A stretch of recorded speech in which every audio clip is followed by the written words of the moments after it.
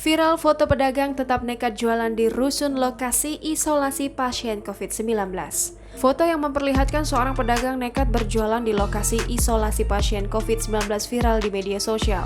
Dari foto-foto yang ada, penjual ini menggunakan sepeda motor untuk menjajakan penjualannya. Sang pedagang pun tampak santai melayani pembeli yang notabene pasien positif corona. Aksi nekat pedagang makanan keliling itu pun dikomentari para warganet. Mereka menyayangkan kenapa tidak ada penjagaan di kawasan karantina pasien corona. Belum diketahui identitas dari pedagang ini dan apa yang ia jual.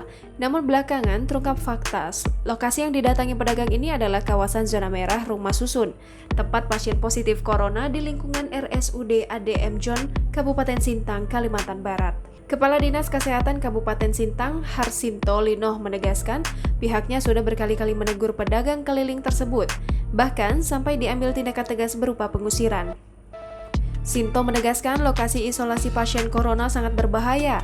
Bagi yang tidak berkepentingan dilarang berada di kawasan zona merah tersebut.